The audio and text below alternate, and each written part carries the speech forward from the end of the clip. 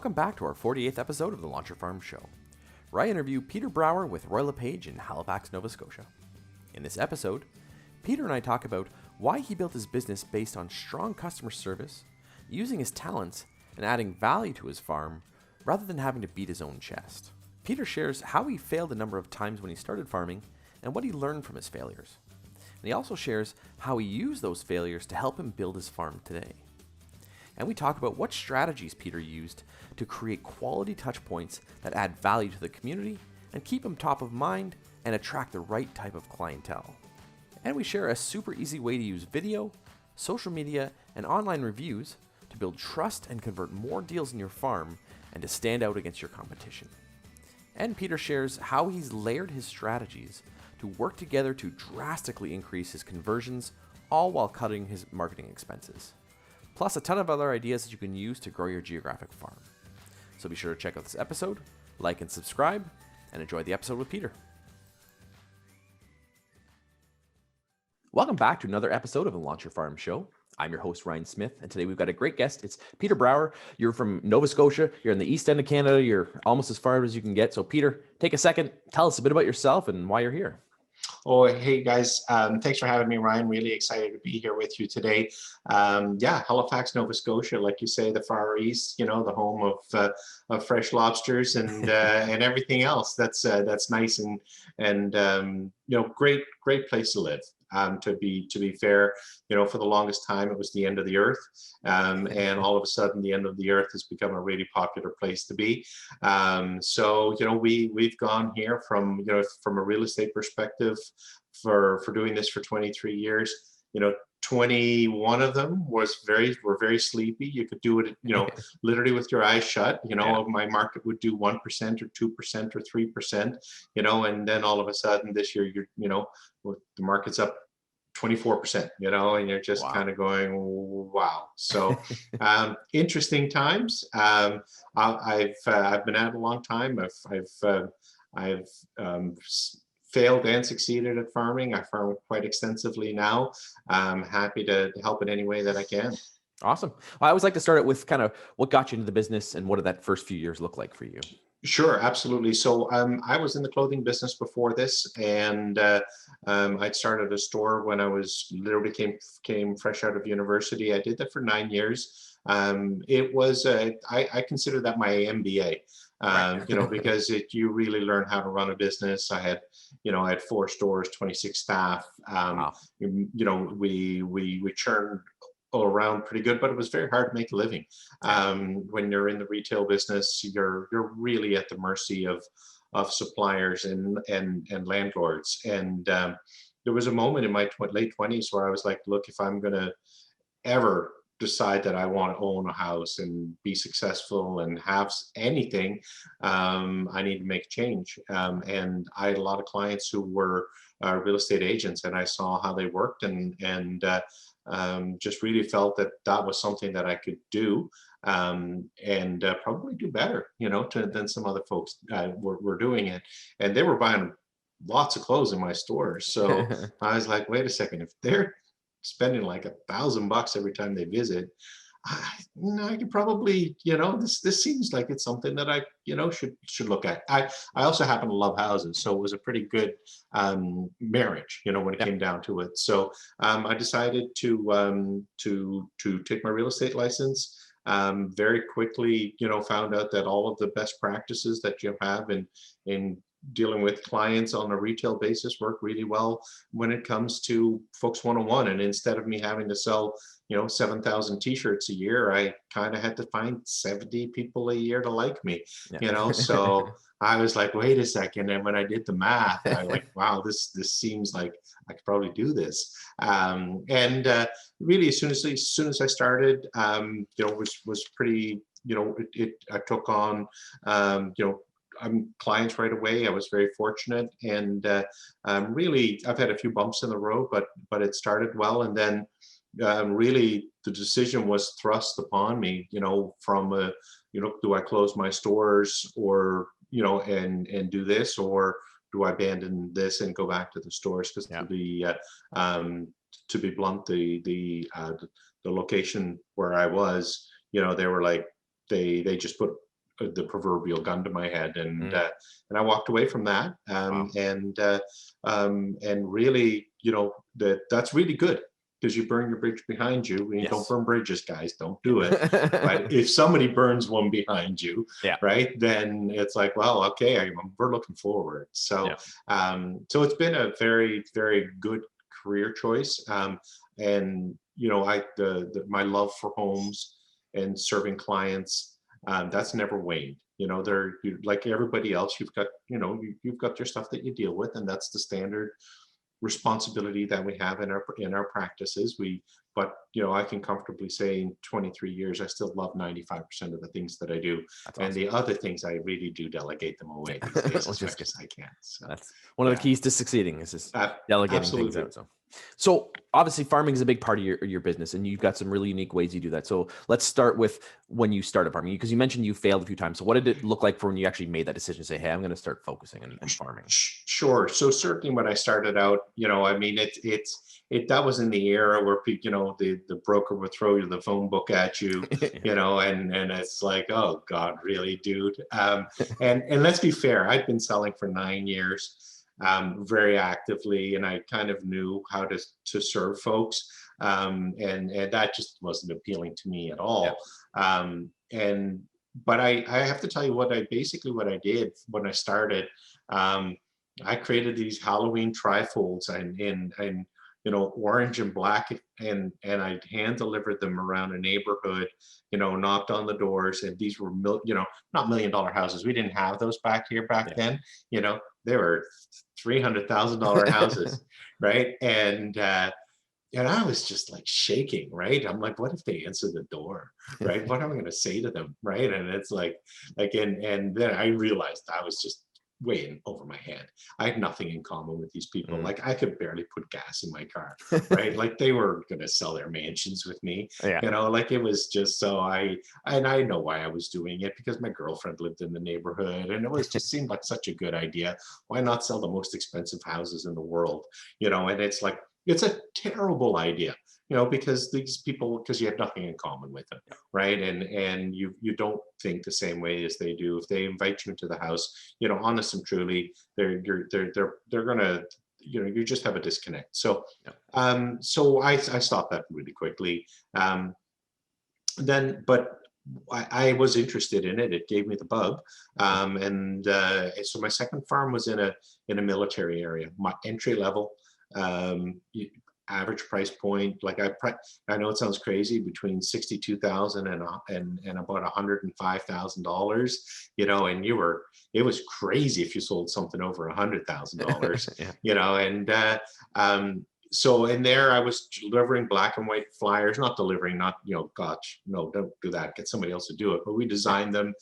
I call it the low quality, high frequency Yep. route.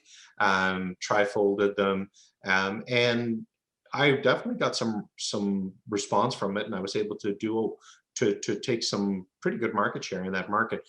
But it was a little too far away. Hmm. Um, and the other big problem was, every time that I met someone, it was a B or a C lead.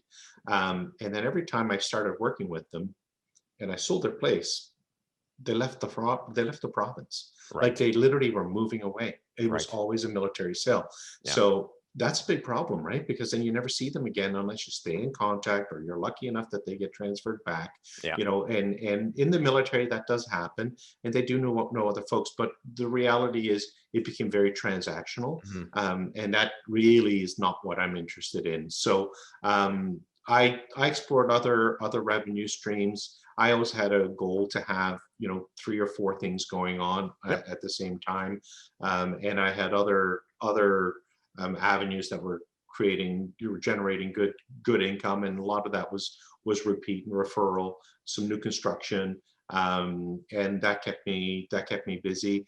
So there was a point where I decided to abandon that farm, Hmm.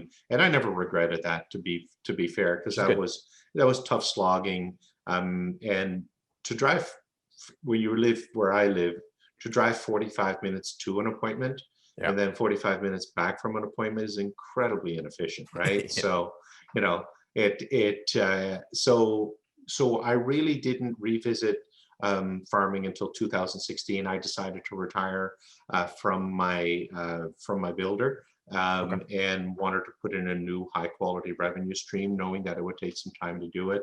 Yep. I lived in a place called Bedford, place I loved, really great set of demographics. So over time, of course, you become much better at this stuff. You're Yeah. not spraying, Yeah. you're not hoping, you're not praying. Yeah. You're like, okay, well, wait a second here. This is a business. I know that I'm going to be putting in an investment. In the first year, it was about $8,000 or $9,000. And understanding I wanted to have a 10 times multiplier out of Yep. that, and understanding that I was going to look at this to do a sort of a high quality farm. But the community, again, people were moving inside of the community.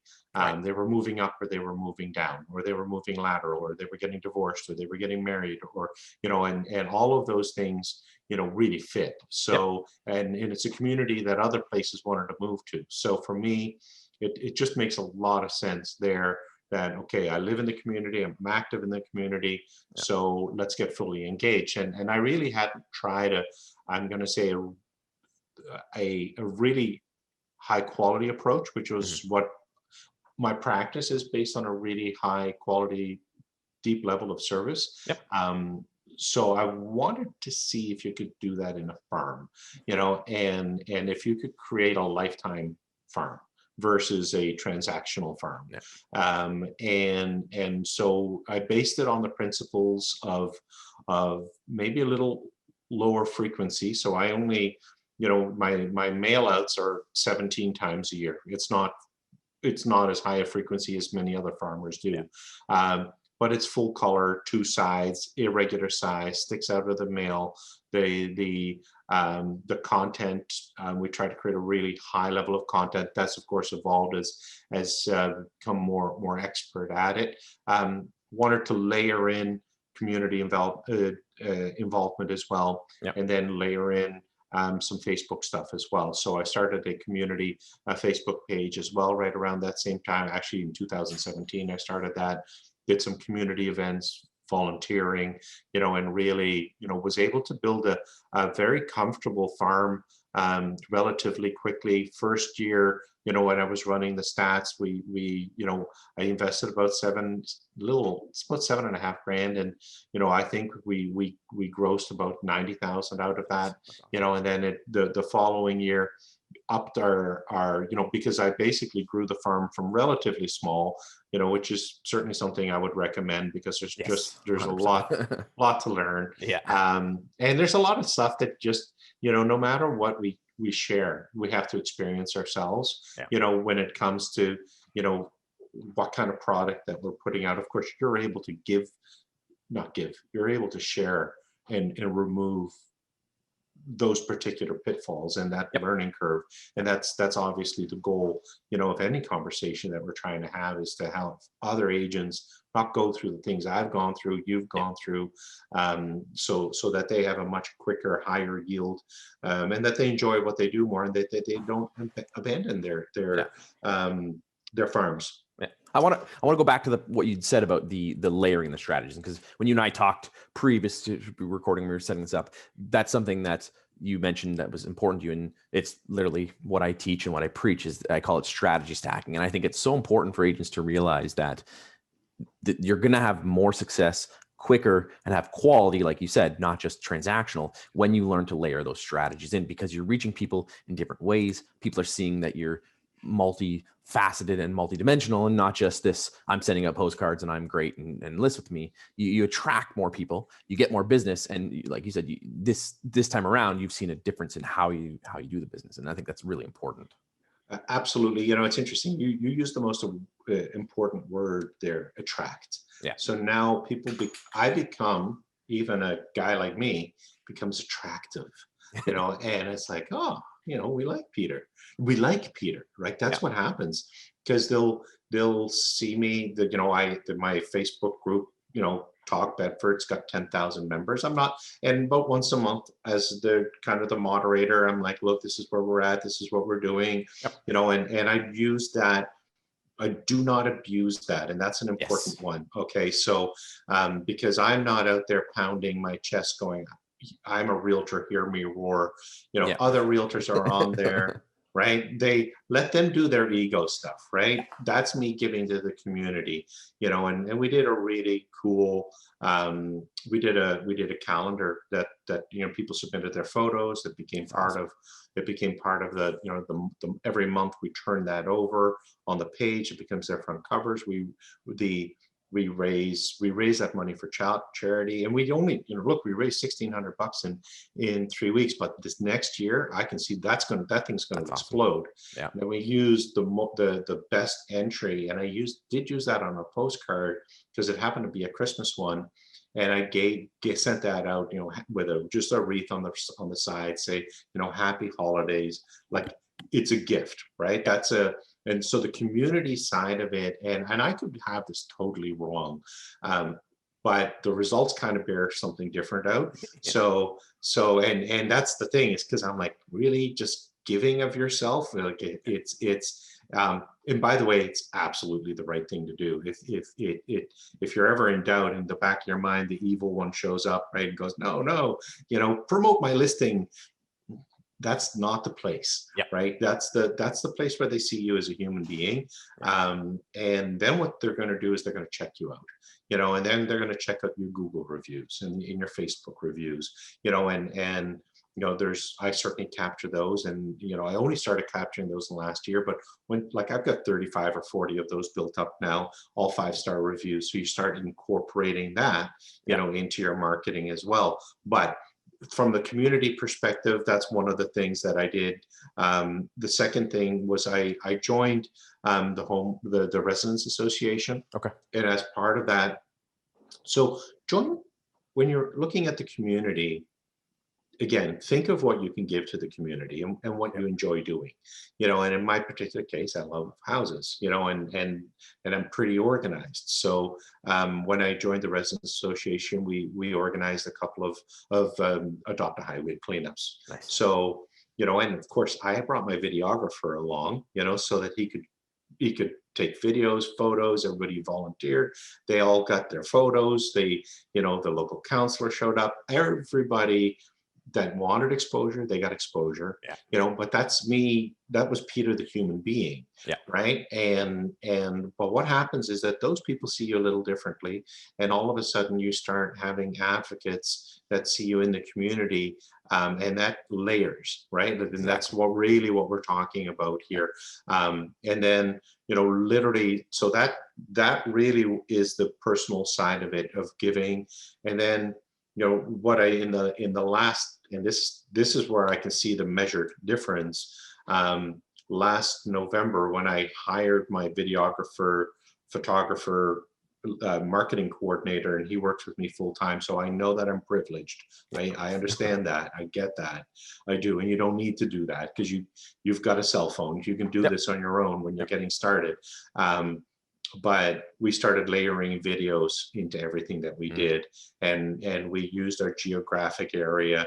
And every time that we do anything on video, we do at least one a week, that goes into that hits that Facebook and Instagram feed, and it shows up on folks's Facebook, and that's allowed to create another layer. So, and then I combine that with really high quality product when it comes to the actual physical mail outs, and that's evolved to being, as good.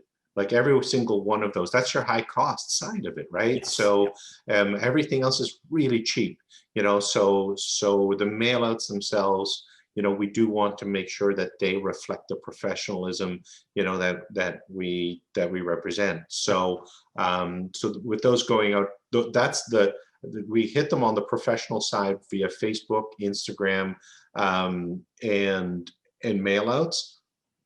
And then on the personal side, we do Facebook, and we do community stuff, and we do the Facebook community. Now we do some cross marketing, Right. right? And that's where, stuff gets exciting for me, when I am able to basically give to a charity, Yeah. and then just give a gift to the community, right? That's in so, or when we're getting results from our Facebook statistics, my last listings, I think my last 9, I think we had about 7,800 click-throughs on it. It's about right. It was about 8 or 9%. It's a really nice set of stats. Yeah. And I don't even know if they're any good. Like, I don't. They seem good, right? They seem good. Yeah. So that goes on a postcard, right? Because it's like, because we market like nobody else, Right. and that in the community, it's like, okay, he's the guy, what I mean? And if you don't have a guy or a gal, then this guy gets a chance to come in and see you. Yep. But the invite is so much warmer now. Yeah, exactly. That's the thing is when I was doing, and I've had the experience of I'm going to say the conventional farm. That conventional farm, I was able, I'm a pretty good converter, but I was only able to convert about 70% of my leads. And since I've gone to a more layered approach, I'm converting 95% of my leads. That's huge. So it's a whole different number. Yep. And the multiplier is different because since I layered in Facebook, because the cost of that's marginal. So yep. If I'm going to spend about $20,000 this year, about $2,000 of it's going to be, well, maybe 3. Okay, let's go to 3. On Facebook, and the rest of it is hard print, right? So think of that, and I've been able to, like, the early indications are that we're getting a 20 times multiplier on costs, right? So that's a crazy number. It's not a number that I've thought of.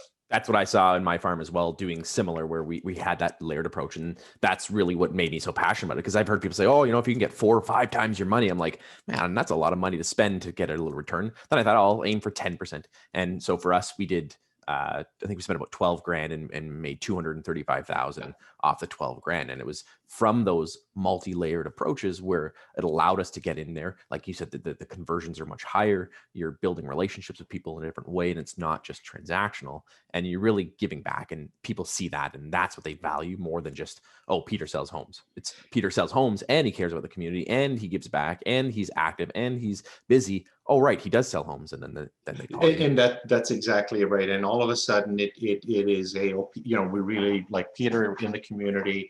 We know he sells a lot of houses. We hear he's the expert. Let's just see if he's got time to come over, right? Versus here's this guy. He's one of 3. Let's invite him in and let's just watch the bloodbath, right? And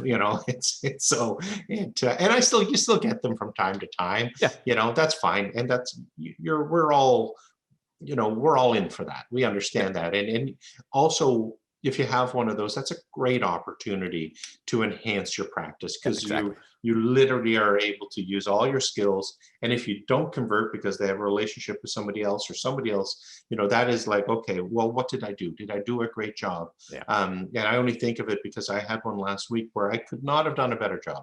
Literally, it was it from the hand delivered pre-listing package to the walkthrough to the follow-up Zoom, like it was comprehensive. Yeah. And I'm not going to get it. And I'm okay with that because they have a relationship with another realtor that I just wasn't able to overcome. But it was a fantastic opportunity. But those are much fewer.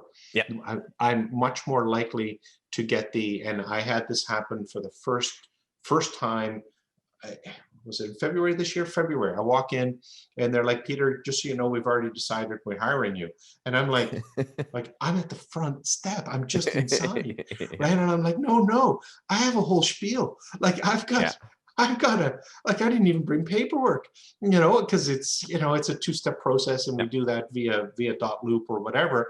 And I was like, something's different. Right. And it just really clicked in my brain that the multi-layered stuff was starting to really take root, and that's actually now happened 4 or 5 times since that time.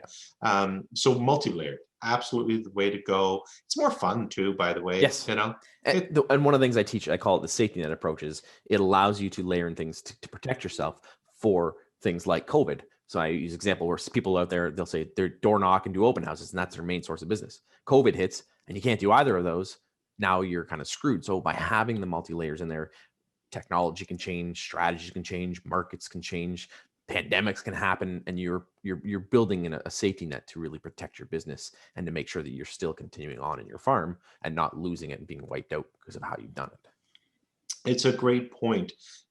I actually had put together a home readiness hanger, which is, you basically check the boxes, Mm.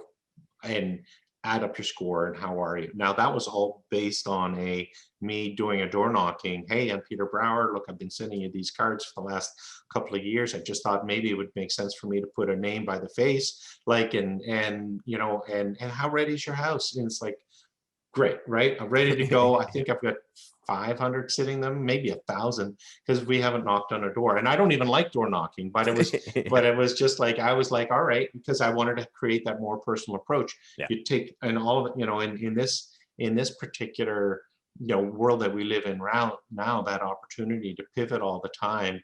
And that, that's what when I've seen the most effective realtors be successful during COVID is the ones that pivoted, right? That just like, okay, well, look, okay, I felt sorry for myself for the last 2 weeks, right? Now let's go to work, Yeah. and that was, that's a big step, I mean, seeing, I had that same moment. I had this moment where I was like, wait a second here. I used to do new construction where I would literally sell people.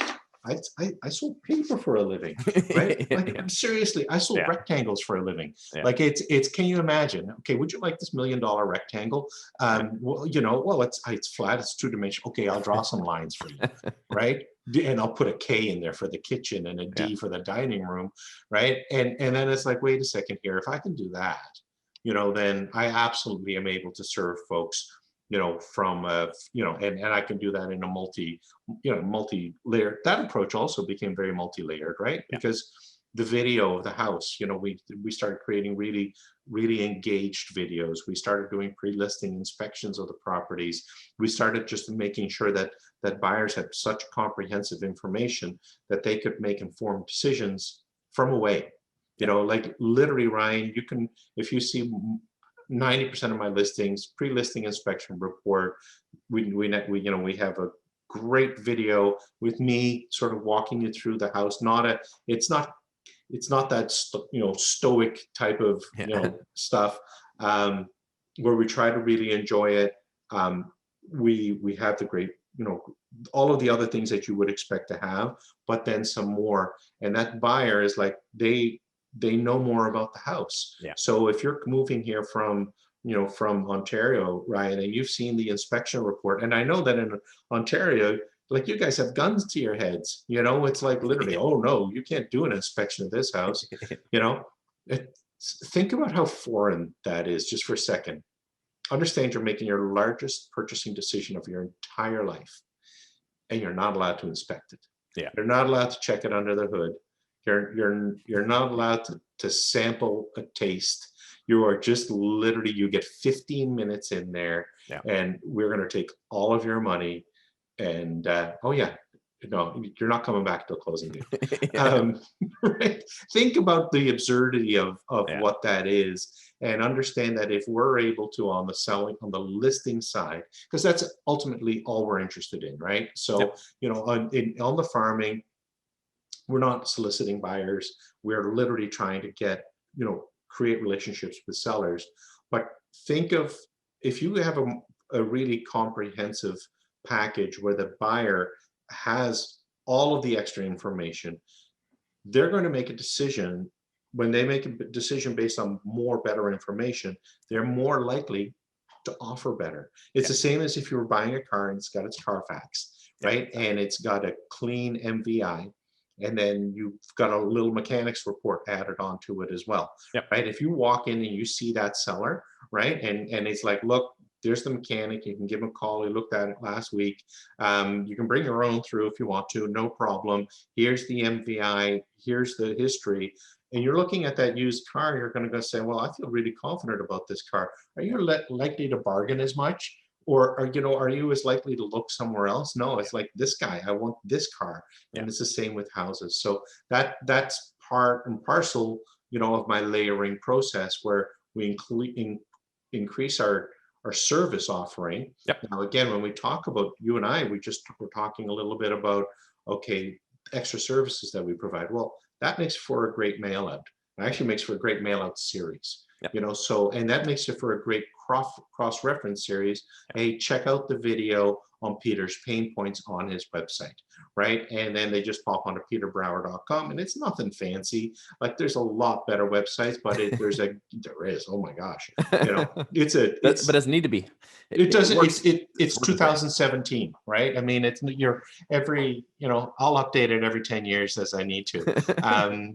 But every new listing and every new, you know, personal item that we do, like the Get to Know Peter, you've got a pain point series there. Well, you start clicking on those, and this is what the goal is of the farm, is for them to come to get to know you. Exactly. You know, and so how does the typical consumer think? Well, I know how they behave. Because when they've called me, most of the time they've already looked at all of my videos, or a bunch of them, and they've already made a preset decision on me. And all they really want to figure out is, am I a Yahoo? And have I faked it? You know, but most of the time they're like, no, we checked out your reviews. You know, no, we checked you out on YouTube. You know, and they're so excited to have me into their house because they've had another realtor or two, and usually I may not be that first guy, you know, but they almost expect me to be the benchmark when I walk in, you know. And that's a pretty cool situation to be in. One of the things I teach is I call it CPR, and it's I think the really fun foundation of what farming is about, and it's community, positioning, and relationships. And the positioning part is becoming the expert and becoming the ambassador for the community. And you've done an incredible job at that. And one of the ways, like you said, is you position yourself as the expert by having that information, by going above and beyond, by showing what you do, and not just saying I'm the best. It's here's things to help you. And that positions you as the expert, even though it's coming from hey, I'm giving to you, I'm going to help you. Then people look to you and say, oh, Peter's the expert. He knows his stuff. He knows what's going on. And you don't have to beat your chest, like you said. You don't have to be out there saying, I'm amazing. You're backing it up. And then people are doing the research and going, okay, he's legit. He's serious. And then it elevates that positioning, and that really helps you expand your farm. It's, you know, showing versus telling, right? So this is the big thing. So I don't have an ego page. If that makes sense. So there's no point to it. Nobody will ever hire you because you were number one. Exactly. Nobody. They'll think you're too busy, maybe. You know, but they'll hire you because they like you. And there's the showing expertise. Like I have a video series. We just started it. It's Ask Peter. You know, like last week we did it. You know, why are so many people from Ontario moving to Nova Scotia? Easy, right? And it's well, you bought your place in Toronto for $500,000 10 years ago. Now it's worth $2 million. You know, you can buy a palace in Nova Scotia for under $1 million. You still put $1 million in your pocket, and you get to live a place that's really nice, and you figured out you can work from home. It's a 60-second answer, but you start building enough of those, right? You start building that library. And it's interesting because I do a market update monthly, and like it's becoming a little scary because people are watching it. I know that's the goal, right? But no, people are watching it, and they're either agreeing or disagreeing with it. Both of those have great value, right? So it's because we've gone away from being neutral to the people who identify with it are much more likely to hire me. The people who don't just identify with it, well, that's fine too, because they were never going to hire me. There's a guy, do you know Russell Brunson? Have you heard of him? No. He's an online marketer, and I love his stuff. And he talks about, he has a graph, and it's the polarizing graph. And he says you have to be polarizing. You can't be extreme on either end, and you can't be neutral in the middle. You have to be in the middle of the polarizing and the neutral, because people need to know, this is what I believe, this is where I take a stand, because that's the people that people are attracted to. He calls it the attractive character. When you can say, this is what I think, this is how I work, this is what I do, people are going to go, oh, okay. If you, like you said, if you're just neutral, you don't say anything, people are going to go, oh, he doesn't have thoughts on it, he's not professional or serious. It's so true. Sorry about that. Yeah, of course. it's so fascinating because, you know, I used to be the most vanilla realtor in Nova Scotia, right? I was, right? And I kind of had this, you know, but I was good at what I did. And I'm like, I Yeah. think people should hire me because I'm good at what I do. And that's not why people hire you. You know, they hire Yeah. you because they like you and they trust you, you know, and I was like, I'm all of those things. Um, but if they don't know you and they can't find you, and like, you need to go out there and Yeah. and give that opportunity for people, you know, to get to know you from that perspective as well. You know, but it certainly, um, it's fascinating. um, I was with some folks just yesterday, you know, and the wife was so straightforward, Mm. you know, and I just, it was like, what's your house worth, right? Like, there was a point where I'm like, it's worth 700, right? And that's what it is, you know. And it's like, it's not more, it's not less. That's where we're at. Yeah. We're going to price it at 700. We aren't gambling. We're not putting it on at 600 and hoping that somebody offers 7. We'll put it on at 7. We'll get the job done, you know. And she just looked at me, and it was like, you know, that, because I knew I could have the opinion, and that's what she wanted, Yeah. you know, and understand that it's not the going both ways, you Yeah. know. Well, I think it's worth 7, you know, but we could try 8, you know, or, you know, we'll try for 4, and that somebody's going to offer 300 over, and like, you know, whatever kind of bizarreness Yeah. that's Yeah. out there. Yeah. So stand for something, Yeah. right? I think that that's really key to success. So I want to dive into how you're getting this information out there, because other than the postcards, obviously you're mailing it directly, but you mentioned a number of different ways. And the Facebook group is obviously, I'm guessing, your biggest way to reach the people. Is that how you're getting your message to the people? What we do is so on my professional Facebook page, we boost every listing, everything that we run, Yep. we boost it geographically. So, Okay. and I have to tell you, we surrender to that, because real estate ads are really difficult to get by Yes. Facebook, and it really upset me, to be fair, because I just wanted to hit the 2 postal codes Yeah. of my Yeah. farm, right? Um, and instead it's sprayed all over the place. Seems incredibly inefficient. The numbers tell me different. So literally, so what we've really done is, the last time I measured it, I had run 33 videos since the beginning of the year, which is a lot. Yep. And you know, all of them had been literally stick the pin, draw the radius around there, and surrender to that. Yep. And to anybody who's looking and watching this, if you have a better system, you just let me know. And because it's so difficult. So if I'm being really frank about Yeah. it, that's a that's that's truth. Now, what's fascinating about that is, because I'm obviously hitting areas outside of my marketplace, Yeah. those people aren't calling me. Right. So what does that tell me? The layered approach is better than the unlayered approach, Exactly. because none of this other stuff is, it's measuring somewhere Yeah. in their brains, but not enough for Yeah. them to reach out. So that alone tells me that. So that's my so outside of the postcards, that's my number one. You know, from a community Facebook, that's actually, I'd put that at 3. You know, or in all likelihood. And then, you know, being active, trying to be active, and right now it's almost impossible in the Yeah. community. So, you know, and that's where, when you say having that ability to pivot, because we're in full lockdown, we're not doing a spring cleanup, we're not doing Yeah. a fall cleanup. So and I recently moved just outside of the geographic area. Okay.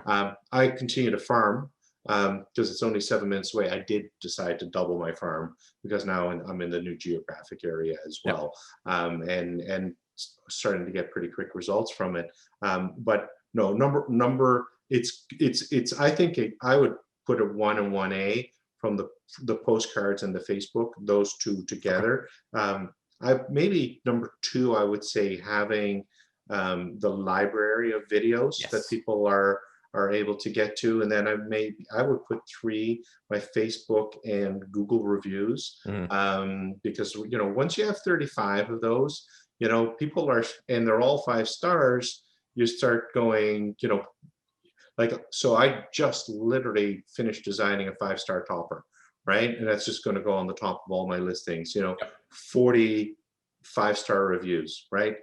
That is a differentiator. So Yeah. start, all of the little things that make you different are the things that you use. And then you do need to share that with folks so Yes. that they can understand, well, what does that really mean? Well, if you Google any realtor, and I'm not the leader, there's no question, there's other guys doing it better. I'm late to the Google review party, but I've joined it, and there's nobody else putting 5-star toppers on their thing, Yeah. so on their sign. So I'm really good with technical terms. Right? So it's like, let's see how that goes. I used to, have a topper, check out my YouTube channel. And then the quality of the videos is just so dramatically different. Yeah. And I can say that I had a house recently that I'd listed in 2016 that had 118 YouTube views on it, and then I relisted it, in 2021, and within 4 days we had 450 views on it, right? So the house hasn't changed, right? So, in that particular case, I'm practically making love to the radon detector, or to the radon filtration system, because I was able to geek out, and people are like, what is that thing, right? It's like, so it's just part of, that's, and then your character comes through. Yep. That you're having some fun, you're comfortable enough that you're able to be the expert and still be yourself, and people see that, because you have that quiet confidence. The folks I saw yesterday, Zoom wasn't working for them, and I'm like, look guys, I'm 20 minutes away, we'll go sit outside. And I'd sent the pre-listing package off to them, and when I sat out with them, like, I just knew that they had no opportunity to hire anybody else, because the flexibility, the humanity, the service level, like all of those things, if another agent is going to do that better, then great, then well done, hats off. And so there is along with the farming, there is a responsibility to be really caring and good at what you do. The ice cream truck's going by. Keep going. There, closing the window. And I think one of the things I teach, I talk about scope, and it's one of my core principles, and it's how you create a balanced approach to your business, and it's self-promotion, community, online, prospecting, and education. And this entire episode is you've done all of those things, and it's important to have a balance of each one of those things. So there are agents who out there will go out there and self-promote the heck out of themselves, and that's their shtick. And like, okay, that works, but it doesn't work as effectively. Then there's people out there and just involved in the community, but they're not self-promoting, they're not doing stuff online, they're not prospecting. And then the online and the prospecting and education, when you tie that together, that's when you start seeing those real differences. And like you said, the multi-layered approach has changed not only your costs, it's a change the effectiveness and just how you're doing the business as a whole. And layering that in will then work together. So it's not like a lot of people think, I got to do more of this, more of this, more of this, more of this. It's like, do a little bit more of that. And then by raising the bar on every one of those things, the return is much higher than if you do twice as much work, you're going to get 5 times as much response, which is the best part. It's so true. It's interesting. I was having a chat with my coach last Tuesday, and obviously because we're in lockdown, we can't, our arms are tied a little bit more. We talked a little bit about other things, and then it was really literally coming back around. No, we're doing some things incredibly well. So let's look at those things, and let's ensure that we do those. We increase our frequency slightly, because we have slightly more time. But I'm going to do this different thing, I'm only good at a few things, right? So we literally were like, well, what if we do this? And I'm like, I'm no good at any of those other things. I don't like low quality leads, Ryan. So that's one of my things. I can't scrub internet leads. I can barely say the words because my brain starts palpitating. And that's never a good thing, because it's like, how could I possibly be excited about a 2 to 6% return on whatever's going to be happening. And then people are like, you're a rock star if you get a 2% return on your internet leads, Yeah. right? And I'm like, understand that I just can't, that's not interesting to me. And that's what you just said, Yeah. like find what you feel really good about, Yeah. and become really good in it. And if farming is going to be part of your toolkit, make sure that we don't lose who we are in that, in that particular transition. I've got a farm group with Richard Robbins's group, and we've got probably about 200 members now in there. And that's when sometimes I'm chatting with folks, and they're like, it's not working, Peter, and you know why it's not working, and I know why it's not working. And it's because it's either ego driven, or the frequency isn't there, or the size or the quality isn't there, all of those things aren't there. And sometimes you'll like, well, send me what you've done, right? And it'll be like, it's not about the people, Exactly. and it the ones where I have the greatest success are the ones, like stats. People love stats. And because they digest that, those are items of value. And so to me, if I can marry the personal side of it, seeing me in the community, and on the other side, if I can have stats, those two things work hand in hand really, really well on the physical postcards. And then on the personal side, again, you'll see me do you'll see me, like, I'll do 2 market updates, but I'll also do a couple of personal stuff things a month as well, so that people see the gentler side of me too. Yeah, which is great. And I think part of the reason why the stats work for you as well is that you know them, you understand them, and you can appreciate them as well. There's a lot of people who try to do stats and don't get it, don't understand it, especially if they're not farming the area correctly. They don't really know what that means. Then they're just kind of blurting out whatever they can, and they're regurgitating stuff. And then people can smell that as well, where they're like, you really don't know, or you can't even explain it to me. So how the heck are they going to explain it to someone else? And you have to know your stuff. So true, and in an easy to understand format.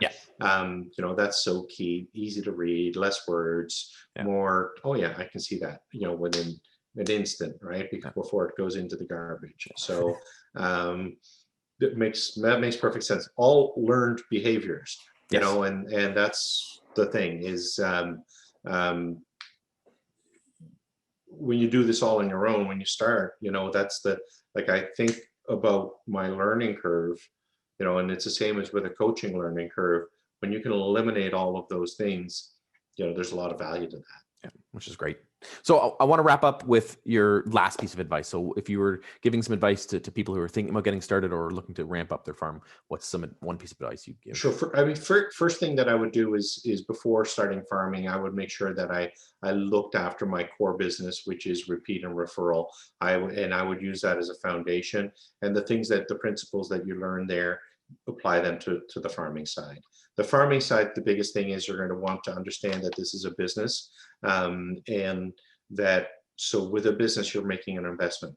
So if you're going to make an investment of, say, $8,000 in a year, put it in a separate account. It is not to be touched for your car payment. Right? It is literally a business, and I understand it. I've been there. I've talked to you about not having enough, like, can't even put gas in my car. I get that. But the farm is exactly what it is by definition. It takes time to create that relationship. And it's not an immediate opportunity. It is a lifetime opportunity.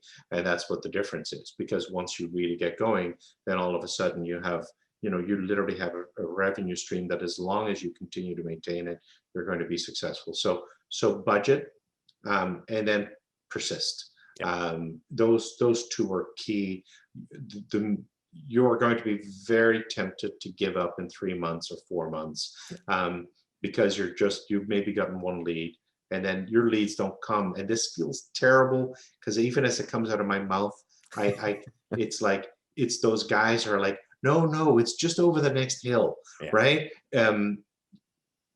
It really is over the next hill. That's the thing. And in farming, you literally cannot go wrong if you do it right. So it is over that next hill. And that's basically, that's it. And third, be completely genuine. don't be something you're not. Don't I told you a little bit when I started, like I was the wrong guy in the wrong neighborhood and the wrong price point at the wrong time in my life. Pick a geographic area that works well, that you identify with. And then also it needs to make business sense. Understand that as well. Remember, I made the mistake of going to a place that I identified with because I had no money. My second farm, like $60,000 houses, that's practically no money, right? But they were all moving away, Yeah. right? So pick one that's a little better than that you're going to be able to have long-term success. Those are the big three. That's awesome. That's great advice, and definitely spoken from experience and understanding that, and then you're backing it up with what you did, and so that absolutely makes sense. That's awesome. Yeah, and I would say this, I like in Nova Scotia, it's pretty hard because you're dealing with markets where other folks are doing big numbers, but like this year I'll probably do about $450,000 from farming.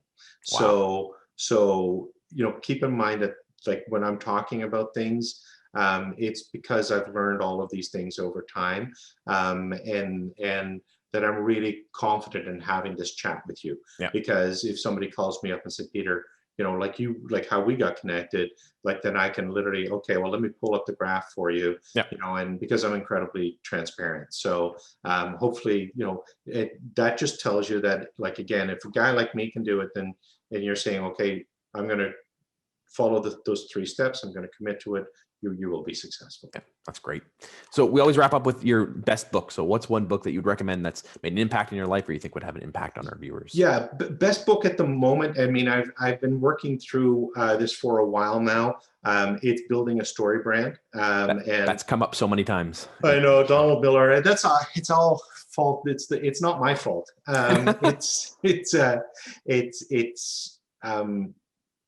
an incredibly strong book. Yeah. For you to be able to build your brand, and understanding what a brand is and how to have a conversation, and it just literally, if you only read one book, that's the one book to read, because it's so current and so capable, and it's so easy, and the chapters are kind of stories as well for part of them.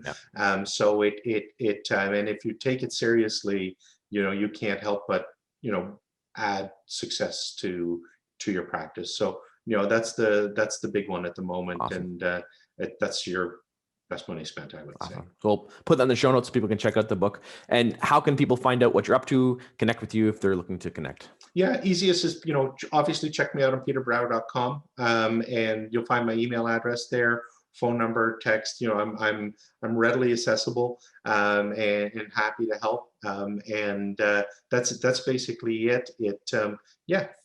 Check me out on YouTube, man. Awesome. And if you want to have a chat with me, reach out, and whatever I can do to help you, I'll do that. Awesome. Well, I appreciate you being on the show. You dropped a lot of great advice, a lot of great wisdom, and a lot of personal experience, which is awesome. And I'm glad to see someone speaking the same language and doing the same things, and showing that it actually does work. It's that the proof is in the pudding, and you're seeing the results, which is awesome. And thank you for sharing that with our audience. Look, absolutely a pleasure. Great to spend some time with you, Ryan, and I'm always here for you. Awesome. Thanks. Thanks for checking out today's episode. If you'd like more videos like this, be sure to like and subscribe to our YouTube channel. Check out our Facebook page and our other social media channels. Looking forward to bringing you more great content like this, and happy farming.